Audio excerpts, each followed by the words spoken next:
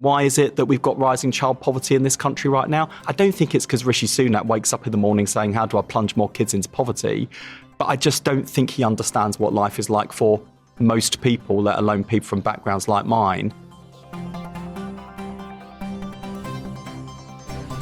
Hello and welcome to Ways to Change the World. I'm Krishnan Guru-Murthy, and this is the podcast in which we talk to extraordinary people about the big ideas in their lives and the events that have helped shape them. My guest this week should really be writing about big ideas because he is the Shadow Health Secretary. Wes Streeting has just published a book called One Boy, Two Bills and a Fry-Up, a memoir of growing up and getting on. And it really is a memoir. It's not the kind of book I was expecting. It's not full of politics, but it's really a sort of a family history and a book about his life as a young boy and then as a young man. Wes, welcome. Hello. And thanks for coming in. And as I say, I mean, it came as a bit of a surprise to me, this book, because I thought it would be full of my political philosophy and, my vision and all for of Britain, that. And yeah. Actually, it's about Grandad and Mum and all those sorts of things. Why have you framed it like that? A couple of years ago, I'd had kidney cancer and I came back from some time off while I was undergoing, surgery and recovery. And I did an interview with Rachel Sylvester at the Times, which was meant to be sort of a coming back to work interview, really, and talking about what I wanted to achieve, my experience with kidney cancer. And Rachel asked me a bit about my background and upbringing because she was already aware that I'm from a working class background. That in itself sets me apart from lots of my colleagues in Parliament. And the more she asked, the more I told. And the more I could see her scribbling away, I thought, oh, this interview's going in a different direction now. And sure enough, when it landed, it caught the attention of Tom, who actually then became my editor at Hodder, who said, have you ever considered writing a memoir? But I guess what I wanted to do with the book was to, through this story, I guess challenge some prejudices and preconceptions and stereotypes about the poverty trap. There's a sort of a view on the right, which is poverty's a choice, pull yourself up by your bootstraps, work hard and anyone can get on. And sometimes on the left, there's a bit of a, oh my goodness, these desperately poor people, we must rescue them. And neither of those stereotypes are quite right. And I wanted to talk about what it was that gave me a chance to escape the poverty trap, get to where I am today, and to tell a story that has a whole cast of characters who happen to be my family. I mean, I say it's not a political book, but I think I got from it your political motivation. Yeah. And it's not really about your life as a working class kid. It's about the life of your parents and grandparents. Yeah, very much so. And the things that they had to overcome and the difficulties that they were born into. So is that very much still your motivation? Yeah, I mean, you look at my grandparents' experience, particularly on my mum's side of the family. Her father, my granddad Pops, was in and out of prison with a string of convictions for armed robbery. That had a huge impact on my mum's childhood, on my childhood. The relationship with my nan was very toxic. My mum grew up around domestic violence. In turn, my nan could have quite a temper and found it a struggle bringing up the kids on her own. My grandmother ended up actually in prison herself because she got caught up in my granddad's criminal activity, where she ended up sharing a cell with Christine Keeler, who was at the heart of the Profumo affair. So, there are moments like that which make it an even more interesting story than it would be. It's a great story, but I mean, how sort of ordinary do you think they are as a family? Well, take away the sort of the Christine Keeler and the sort of the gangland connections, which again bring some moments of sort of levity as well as pretty awful moments in terms of my granddad's crimes.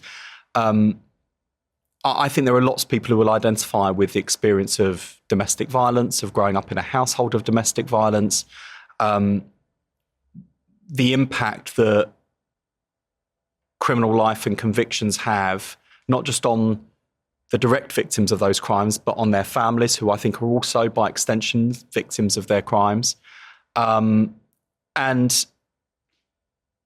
probably the story that, or one of the stories I found hardest to write about, and I really agonised about whether I should share it, was shortly before he died, my granddad opened up to my mum that when he was growing up, he had been abused physically and sexually by his father.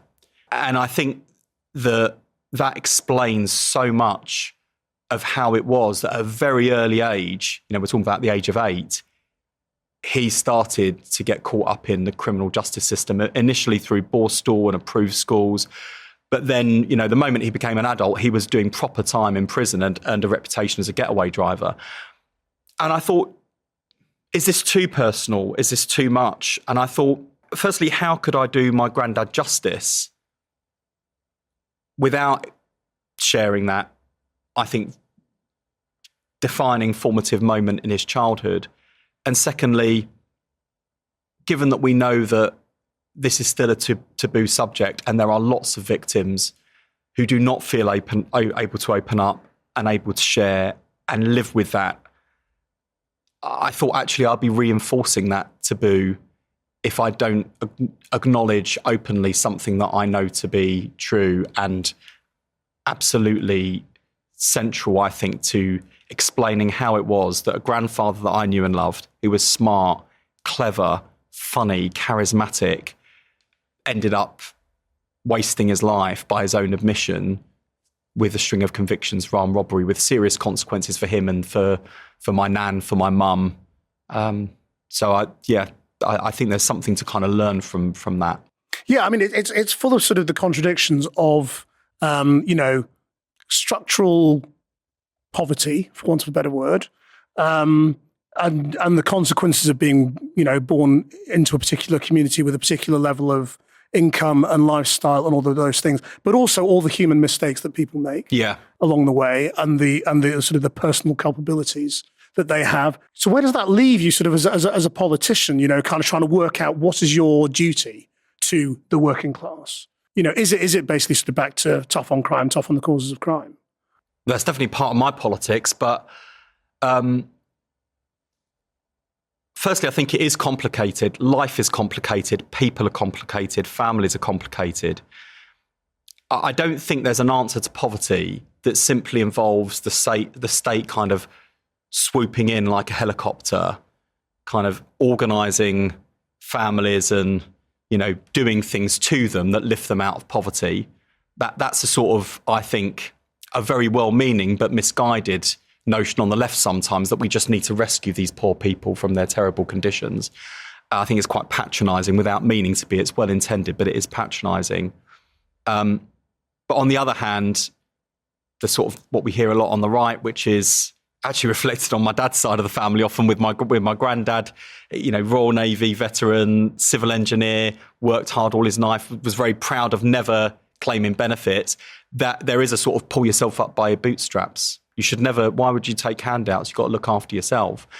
Hard work matters, it is important, but you also need to give people real opportunities and the security in life to seize those opportunities, to take risks, to be able to try different things. And that does require, I think, particularly for people on lower incomes, a degree of state intervention as well. And when I think about the difference that I had in my childhood, and the ingredients that sort of made for my own opportunities and success in life, a great state education, council housing, even though I thought I was very unlucky at the time to live in a council flat, was pretty grotty. My God, compared to kids in my constituency today, the awful council flat I wanted to escape is something these kids now aspire to. Social security system, a real welfare safety net that also acts as a springboard that gets you out of the rut that you're in. These are things that are really important, and why the state has a role to play in helping people out of poverty and into the sort of security and stability that all of us want in life. I suppose your cynics or critics might say you've written a book that is explicitly about saying, I'm working class and I'm one of you, so I understand you. I mean, how aware of sort of that kind of message are you when you're putting a book out like this? Because obviously it's important for a Labour politician, and it's an advantage to say, well, I'm working class and I grew up poor. Yeah, but I've never really believed in sort of playing working class top trumps. And frankly, if I wanted to get my story out there, I could just do another round of interviews and a newspaper and save myself a lot of time and trouble. I I want, people read political motivations through it. Primarily, this was personal for me. I thought long and hard about whether or not to do a book in the first place. And I think it's partly when you get a cancer diagnosis in your late 30s, even though I was never worried about dying, the prognosis was always very good. I'm sort of kidney out, cancer free, hopefully we'll live a long and happy life. But you never know what's going to happen. And so I sort of seized that opportunity to tell a story that I wanted to tell on my terms, for me and for my family, and hopefully for the people who read it and enjoy it and take something from it. And as for sort of political motivations, if I didn't do things because my critics will say, oh, he's positioning, he's angling, I wouldn't get out of bed in the morning. And, I think one of my strengths as a character is I've got a skin like a rhinoceros. So I just have to take those punches. But you are a man in a hurry, aren't you? Very much so, yeah. And is that partly because of the cancer? Cancer, and also, I wanted to be a politician because I want to change things. I don't think the status quo in our country is one that works for, at the moment, anyone, but particularly for people from backgrounds like mine. It has always been, in my kind of life and career, the thing that's driven me most is how do we make sure that kids that grow up in working class backgrounds like mine have the same sorts of opportunities in life that I've had. And I do think that my experience gives me that kind of insight and understanding and drive to achieve that in a system that, and I don't mean this in a prejudicial way particularly, but a system that is actually dominated by people from very different backgrounds who, even with the best of intentions, sometimes call these things wrong. And sometimes, why is it that we've got rising child poverty in this country right now? I don't think it's because Rishi Sunak wakes up in the morning saying, how do I plunge more kids into poverty? But I just don't think he understands what life is like for most people, let alone people from backgrounds like mine. And if there were more people from my background, Angela Rayner's background, Bridget Phillipson's background, Keir Starmer's background, sat around the cabinet table, I think that the decisions would be different through experience, let alone intention and values.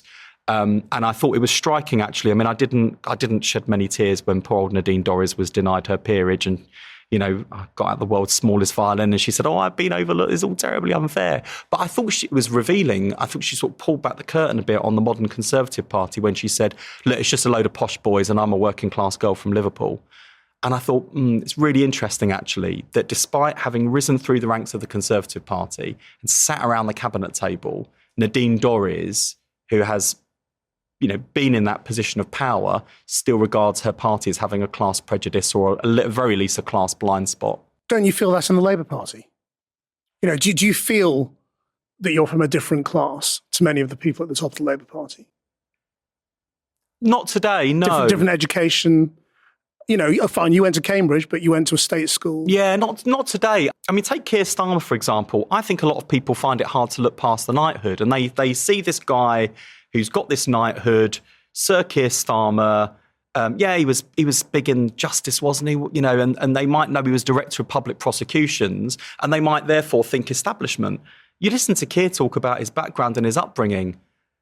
He's encountered real hardship and struggle in his life, and his family have. And I think that gives him an insight and a drive that makes him very different for Rishi Sunak. And I think the more people understand that about Keir, the more they will see, actually, we can have a prime minister here who really gets us. I think the Labour Party today is different, but that's, not to say that, we don't have our own blind spots, and there are people in the party who sometimes don't have their own blind spots. But also with most of those people you've talked about, it is very much childhood, and you escape it as soon as you get to university. Yeah. You went to Cambridge, Bridget Phillipson went to Oxford. Yeah. Went to Leeds, and but you all ended up in a good place. So your sort of your working class experience basically ends at 18, because you're instantly in a sort of a rarefied middle class environment. From that point onwards, you go on to PricewaterhouseCoopers. You work for Stonewall. Except that, one qualification I would add on that is that it wasn't until I became an MP that I felt financial security for the first time in my life. I mean, Which is odd, given you can lose it. Oh, well, I'll tell you MP. what. I noticed I didn't say 2015 because, by the way, when the 2017 election was called, I felt like I just received the redundancy notice. I was defending a majority of 589, and I'm honestly, my first thought was, oh my God, what am I going to do? And I remember, that sort of punch in the gut feeling of, I've got to cancel all my direct debits straight away. Oh my God, what am I going to do? I desperately need a job.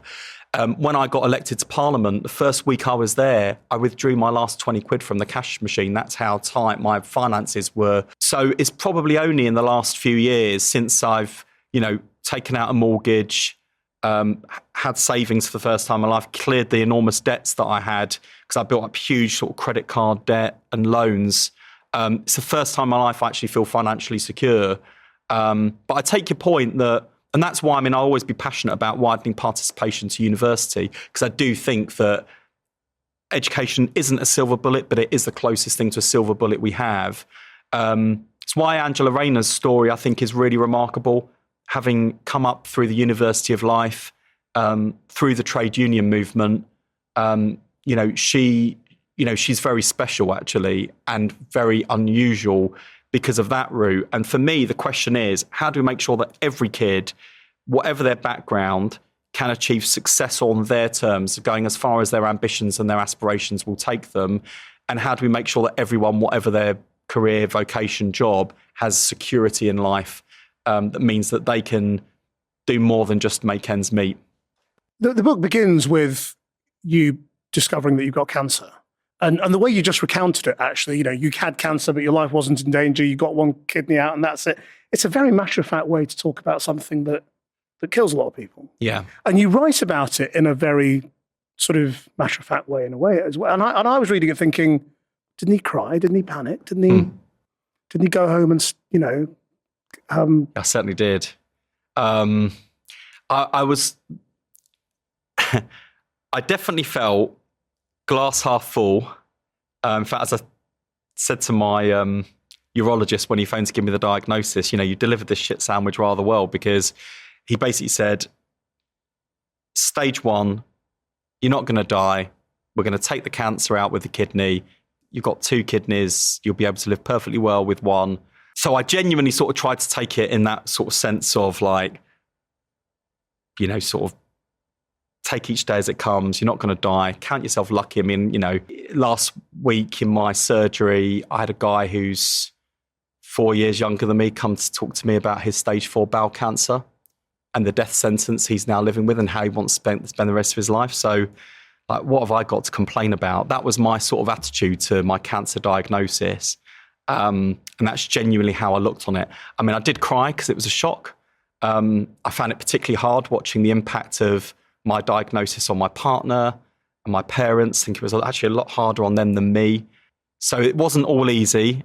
I did wonder what you'd left out, was the thing. And I wondered why you'd left it out. Was it because it was too mawkish or too embarrassing or too... I had a few rules. One was I didn't want anyone in my family to feel hurt by anything that I'd said. And the other thing I did definitely leave out was... one of my rules was not to settle any scores. So, for example, there's a moment I talk about in relation to basically hiding my sexuality and spending years in denial and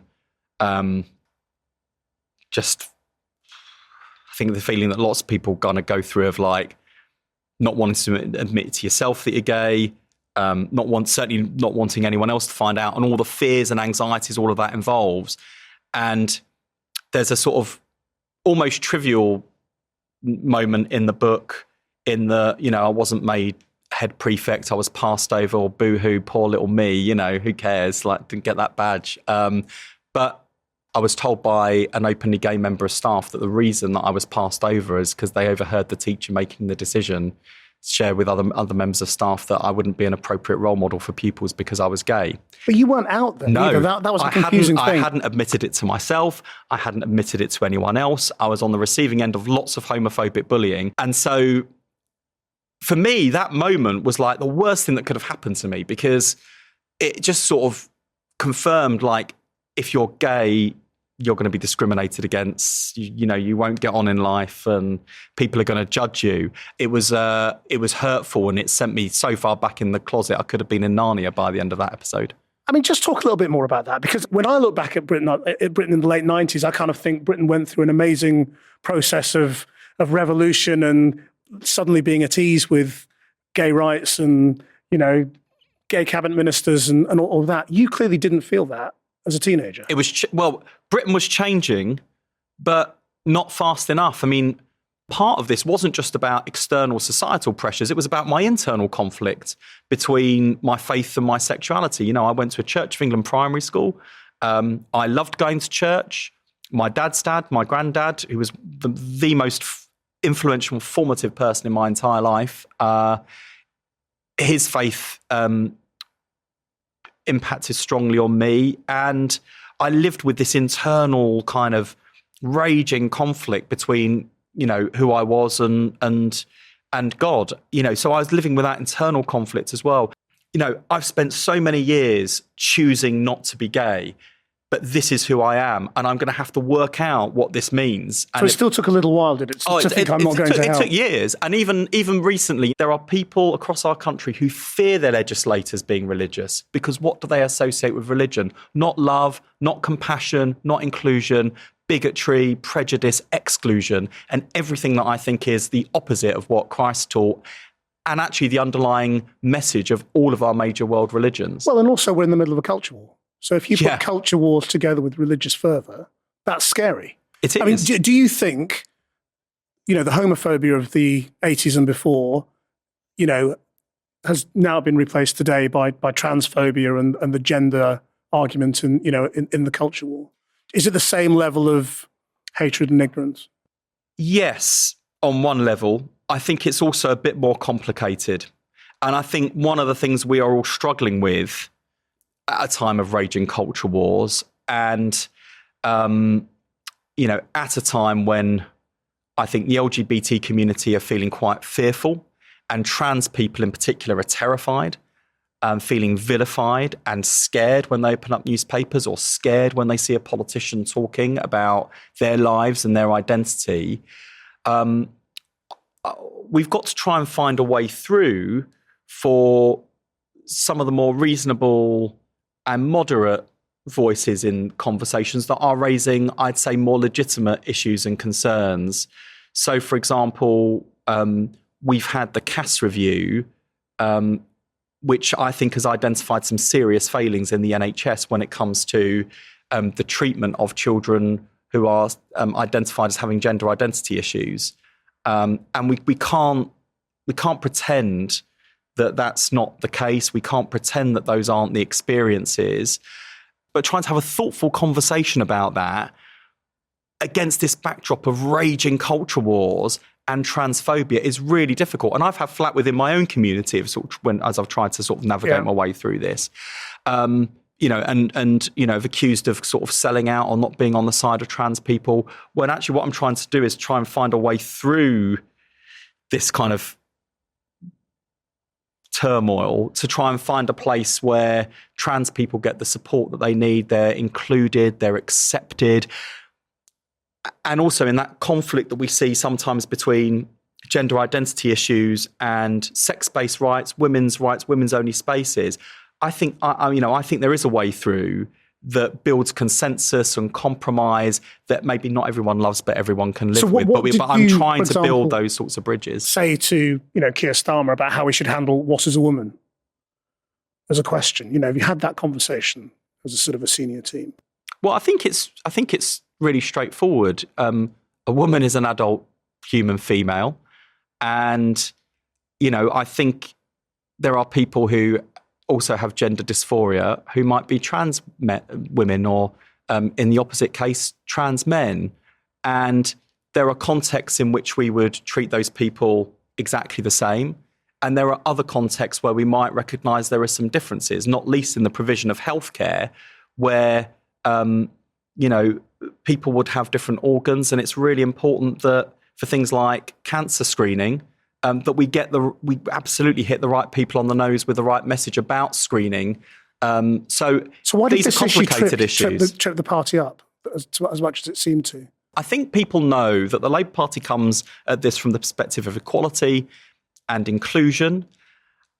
When you're finding your way on an issue where I think we're still learning, still understanding, people are worried about saying the wrong thing always. And we are in a society and a time where if people do say the wrong thing with good intentions, people don't say, oh, that's a shame, but here's why you might want to phrase it differently, or oh, I know you meant well, but actually this is why some people might find it offensive. Instead, it becomes like, let's cancel that person, let's silence that person, or this person's terrible. And this is not a healthy kind of context for what is, I think, a much more nuanced discussion that we need to have as a society. Is saying the wrong thing, in the bigger sense, your permanent headache, your permanent fear? In my case, it's a daily occurrence. It's not just about culture war issues. It's about paying for the NHS. It's about everything. That you're scared to say we need to spend more money because Rachel Reeves will shout at you. You're scared to say. She's not that scary, for the record. Yeah. If you're listening, Rachel. But you're now in this say that. pre-election period where you almost can't say anything that you really believe because you're within a set of constraints. Is it although a bit cautious for a man who's in a hurry like you? Well, fundamentally, I want to win. I want to be able to make a difference. If I have one fierce criticism of the Labour Party throughout its history, you look at how often we've been in opposition and how relatively short a time we've spent in government.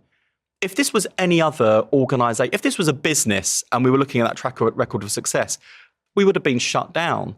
And when Labour loses, the country loses. If you believe in the Labour Party's central mission to bring about a fairer, more just, more equal society, it is intolerable that we spend so much time in opposition. Look at what 13 years of Conservative government have done to our country. And what drives me potty about the Labour Party is that the reasons we lose, albeit to different extents and different degrees under very different types of leader we've had, particularly in the last 4 general elections, you boil it down, it's fundamentally the same things, the same questions people have about Labour oppositions or Labour parties they're about to send into opposition. Can we trust you with our money? Can we trust you on law and order? Can we trust you with national security? And if we reassure people on those 3 things, we get permission to govern. The country knows that Labour's heart's in the right place. The only thing they ever ask is, have you also got your head screwed on? And I think now we're in a position where we can confidently say, hand on heart, Keir's changed the Labour Party. We're ready to do our historic job of changing the country for the better. Because, the fundamental argument that revolves around that, the fact that Labour's so rarely in government and just gets these small chances is, should you be more radical and more radically left, or should you be more cautious and more like the Conservatives? And that you end up quite often in a period of government basically being a kinder version of conservatism, a slightly more compassionate version of what people are used to. Is that good enough for you? I'll say 2 things. One is that we absolutely tried radical to the ultimate degree in 2017 and 2019. And my frustration as a Labour MP during that period is I genuinely think those are elections that we should have won against the worst general election campaign I've ever seen from Theresa May in 2017 and against this populist buffoon in 2019 who, turned out to be everything that was expected. But, that's as much on us as it was on the Tories that we lost those elections. And then as for Labour governments, that's why I don't agree with the characterisation. I am sort of very much kind of perceived and written up as a sort of a Blairite, as a moderniser in the Labour Party. I'd absolutely accept the modernising label. On Blair, it's more complicated. But here's where I would disagree with his critics on the left, because, I left the Labour Party briefly over the Iraq War and over tuition fees. There are things I strongly disagreed with. But look at what else we achieved in those 13 years of government. We talked about LGBT equality. No government in our history has ever changed laws or hearts and minds to the extent that Labour government did. The Labour movement had fought for a minimum wage for over 100 years. That Labour government delivered it. and embedded it to such an extent. It's the one thing the Tories felt they couldn't dismantle. We lifted 1 million children and pensioners out of poverty. We narrowed the attainment gap between kids from the richest backgrounds and backgrounds like mine. We left the shortest waiting times and the highest patient satisfaction in the history of the NHS. So I think we saw fundamental, lasting change. Unfortunately, the government wasn't perfect, and there were some things we got wrong. In the case of Iraq, catastrophically wrong, both for Iraq itself and the people who lost their lives, for our service personnel who lost their lives, and for wider geopolitics. So Iraq is the reason you're not a Blairite, basically. Otherwise, you would be. That's the big divergence. I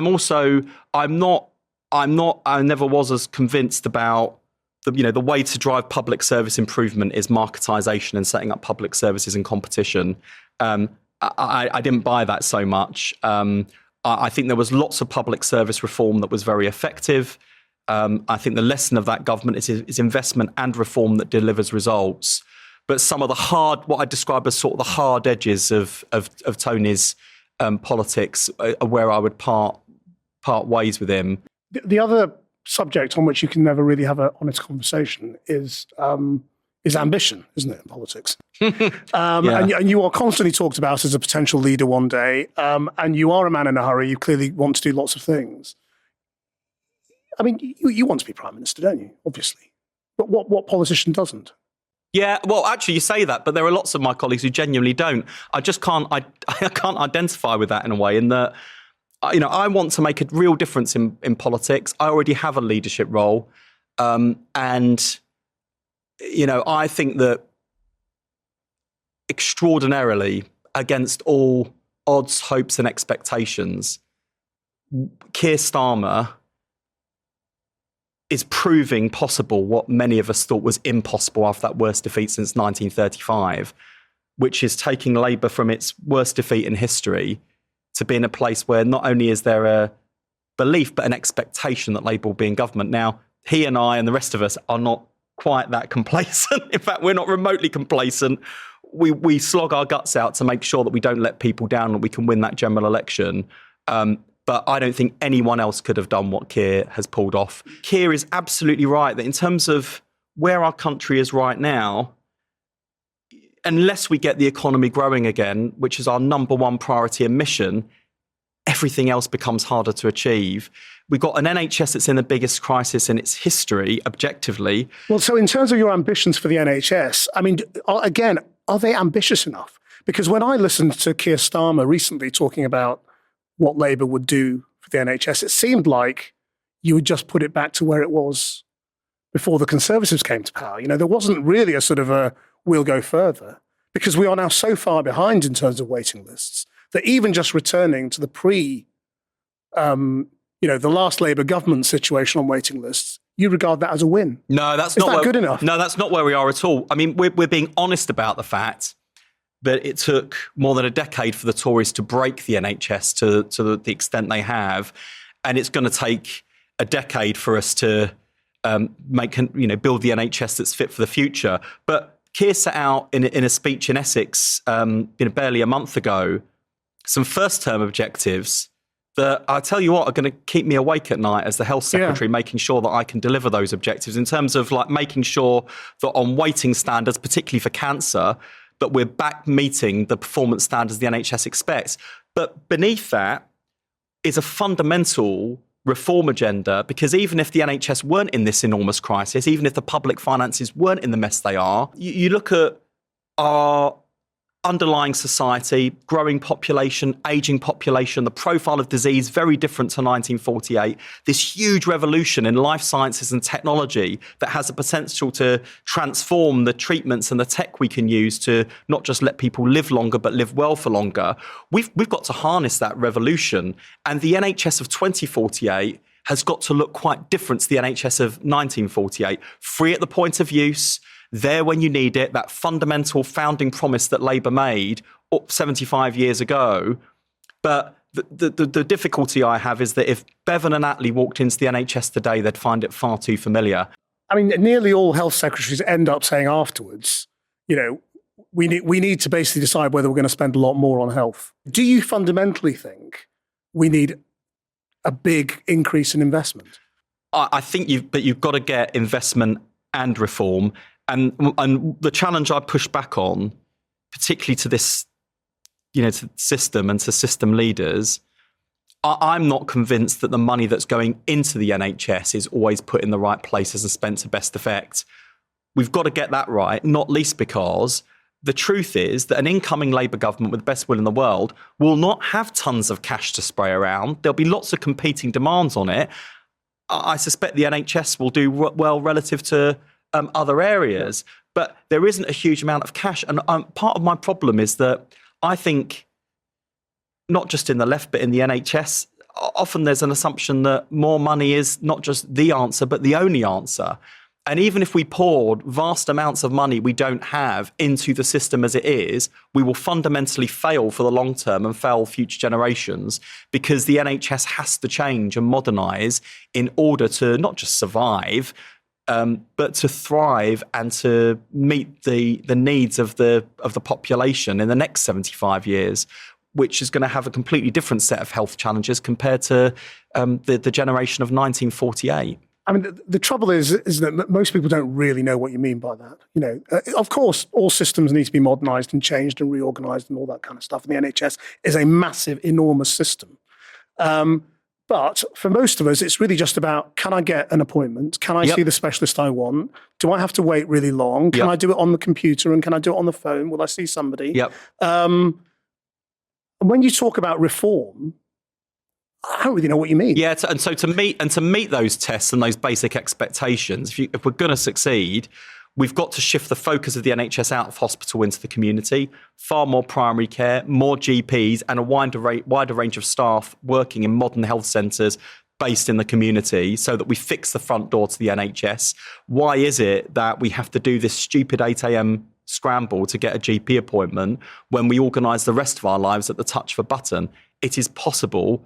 You've got to do it, and you've got to resource it and structure the service in a way that's geared towards more primary care, more community services. One of the reasons I've emphasised... So less specialist care is what you're saying. If you're saying more primary care, that's going to be less consultants. As a proportion... No, I don't think it necessarily does. I think as a proportion of the NHS budget, what I would say in terms of signalling to the system about where a Labour government will go, I want to grow the proportion of health spending that we deliver in primary, community, mental health services and diagnostic capability. Because if you want to know why our health outcomes are so much poorer compared to other affluent countries, it's because we run pretty much top of the table for spending in hospitals. But on those areas, primary care, community care, mental health, diagnostics, capital investment, we're either near the bottom, at the bottom, or seriously lagging behind. And what does that mean? Because people can't get through to the GP, instead of going to see them and the appointment costing 40 quid, they walk into A&E where the appointment costs 360 quid. Things need to change. And it's not just about more money, it's about where the money goes and how it's spent. And do you generally feel that you do have time, or that time can be short and that you've got to really hit the gas? Well, my foot is going to be down on the accelerator from day one of a Labour government. I'm spending a lot of time, not just out on the campaign trail, but also a lot of time behind the scenes doing a lot of preparatory work, so that in the event there's a Labour government, I can walk through the door of the Department of Health on day one, and the permanent secretary and the civil servants will know exactly what the priorities are, the white papers we need to be getting on with, the bills that we needed to have been drafted, the first calls I want to make. I want them to understand from day one what a Labour government wants to do, where we're going, and how we can all pull together to make sure we're the generation that takes the NHS from its worst crisis in history to one where we can be as proud of the future of the NHS as Bevan's generation was. I suppose I mean more personally. I mean, whether I've got a genetic heart condition. It's the one where footballers drop dead on the football pitch. And so I kind of always think, well, you could be dead tomorrow. So don't muck around. That's how I feel. Get on with it. Yeah. I don't have the same kind of sort of condition or anxiety as you, but there was, for me, that there was something about that cancer diagnosis that when I came back to work, I was just like running as fast as I can. I have not stopped running since. I think people who I work with, even my critics in politics, would accept I'm a total workaholic. I really want to make a difference. I am at this moment where I could be part of a team that delivers a Labour government, which is in itself a rarity. It would be extraordinary if we pull it off at the next election. And then if we do, we've got these gigantic challenges. And if we pull it off and if we make a difference, I mean, what an amazing opportunity to have. And the responsibility to make sure we don't waste that time or waste that opportunity is enormous. And that's where the caution comes from this side of the election, making sure that we know we're making promises that we can keep, making sure we don't let people down, but also that professionalism and determination that Keir's brought to the Labour Party. That's where it comes from. We don't want to let people down. I don't think we will. But there's a lot of work to do. Clearly, change is what your life's about, really. But if you could just change the world, wave a magic wand, what would you do? End child poverty. I just don't think in this day and age, in this country, anywhere in the world, in fact, but certainly one of the richest economies in the world, not even with this dire economic backdrop, it should not be the case that more and more children are growing up living in poverty. It is outrageous, actually, and we should never allow it to be normalised as a phenomenon. Wes Streeting, thank you very much indeed. Thank you.